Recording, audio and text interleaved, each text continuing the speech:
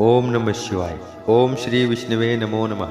प्रिय भक्तगणों, माघ मास के तृतीय अध्याय की कथा में आप सभी का स्वागत है। भगवान विष्णु की कृपा आपके और आपके समस्त परिवार पर सदैव बनी रहे। आज है दिनांक 31 जनवरी, दिन बुधवार। आज हम आपको माघ मास के तृतीय अध्याय की कथा को सुनाने जा रहे हैं। बड़े ही ध्यानपूर्वक इसे श्रवण करें और अपना कल्याण करें। माघ मास के तृतीय अध्याय की कथा को शुरू करने से पहले थोड़ा सा वर्णन रामचरितमानस के बालखंड में जो लिखा है उसको बताने वाले हैं। इसमें भी माघ मास के महीने की महत्ता को दर्शाया गया है। श्री रामचरितमानस के बालखंड में लिखा है, माघ मकर गति रवि जब होई, तीरथ पतहि आव सब कोई। धर्मराज युधिष्ठिर ने महाभारत युद्ध के दौरान मारे गए अपने रिश्तेदारों को सद्गति दिलाने हेतु मार्कंडे ऋषि के सुझाव पर कल्पवास किया था।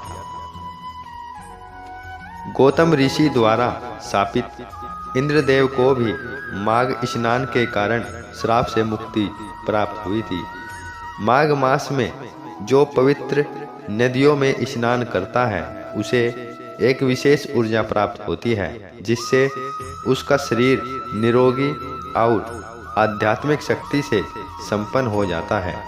अर्थात जो माघ मास में नियम पूर्वक एक समय भोजन करता है वह धनवान कुल में जन्म लेकर अपने कुटुंबजनों में महत्व को प्राप्त होता है। माघ मास के तृतीय कथा को शुरू करने वाले हैं। बड़े ही ध्यान पूर्वक सुने और अपना कल्याण करें। तब राजा दिलीप कहने लगे कि महाराज, यह पर्वत कितना ऊंचा और कितना लंबा चौड़ा है।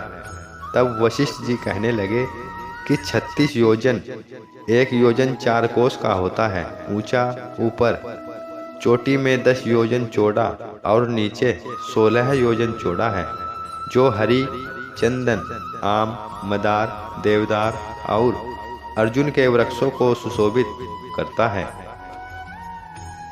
दुर्भिक्ष से दुखी होकर इस पर्वत को और फल फूलों से परिपूर्ण देखकर भृगु ऋषि वहीं रहने लगे और यहाँ पर कंदराव वनों और उपवनों में बहुत दिनों तक तप करते रहे। इस प्रकार जब भृगु ऋषि वहाँ पर अपने आश्रम पर रह रहे थे तो एक विद्याधर अपनी पत्नी सहित उतरा। वे अत्यंत दुखी थे। उन्होंने भृगु ऋषि को प्रणाम किया और ऋषि ने बड़े मीठे स्वर में उनसे कहा कि हे विद्याधर, तुम बड़े दुखी दिखाई देते हो, इसका क्या कारण है? तब विद्याधर कहने लगा कि महाराज, पुण्य के फल को पाकर, स्वर्ग पाकर तथा देवतुल्य शरीर पाकर भी मेरा मुख व्याघ्र जैसा है। मेरे दुख और अशांति का यही कारण है। न जाने किस पाप का फल है। मेरे चित्त की व्याकुलता का दूसरा कारण भी सुनिए।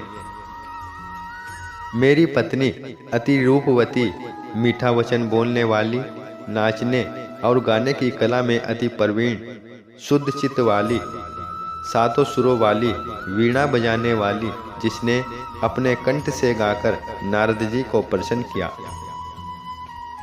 अनेकों स्वरों के नाद से वीणा बजाकर कुबेर को प्रसन्न किया। अनेक प्रकार के नाच ताल से शिवजी महाराज भी अति प्रसन्न और रोमांचित हुए। शील, उदारता, रूप तथा यौवन में स्वर्ग की कोई अप्सरा भी इसके जैसी नहीं है। कहाँ ऐसी चंद्रमुखी स्त्री और कहाँ मैं व्याघ्र मुख वाला। यही चिंता सदैव मेरे हृदय को जलाती रहती है। विद्याधर के ऐसे वचन सुनकर तीनों लोकों की भूत, भविष्य और वर्तमान की बात जानने वाले तथा दिव्य दृष्टि वाले ऋषि भृगु कहने लगे कि हे विद्याधर, कर्म के विचित्र फलों को प्राप्त होकर ज्ञानी पुरुष भी मोह को प्राप्त हो जाते हैं। मक्खी के पैर जितना विष भी प्राण लेने वाला हो जाता है। छोटे छोटे पापों का फल भी अत्यंत दुखदायी हो जाता है।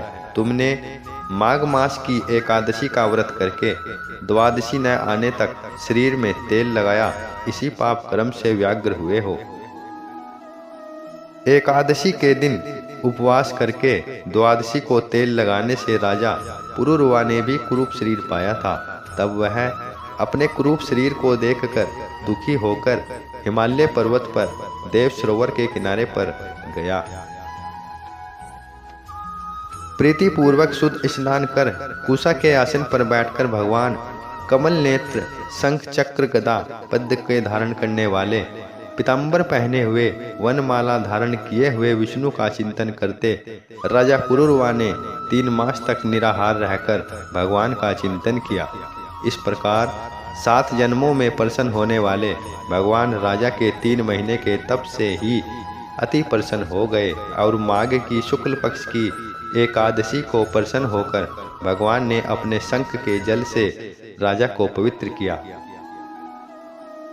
भगवान ने उसके तेल लगाने की बात याद दिलाकर सुंदर देवताओं का स्वरूप दिया, जिसको देखकर उर्वशी भी उसको चाहने लगी और राजा कृत करते होकर अपनी पुरी को चला गया।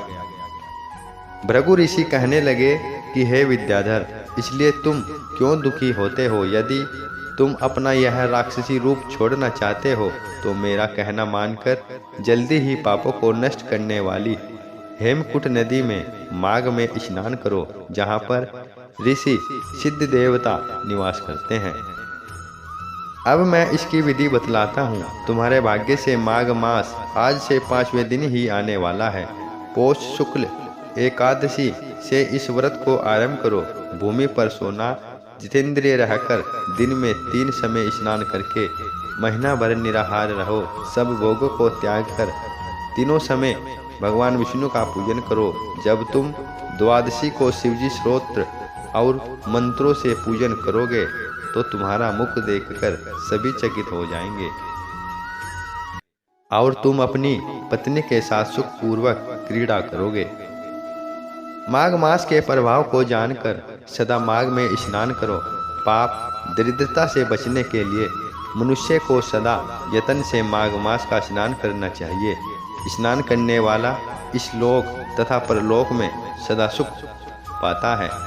वशिष्ठ जी कहते हैं कि हे दिलीप राजन, भृगु जी के यह वचन सुनकर यह विद्याधर अपनी स्त्री सहित उसी स्थान पर पर्वत के झरने में माघ का स्नान करता रहा और उसके प्रभाव से उसका मुख देव सदृश हो गया और वह मणिग्रीव पर्वत पर आनंद से रहने लगा।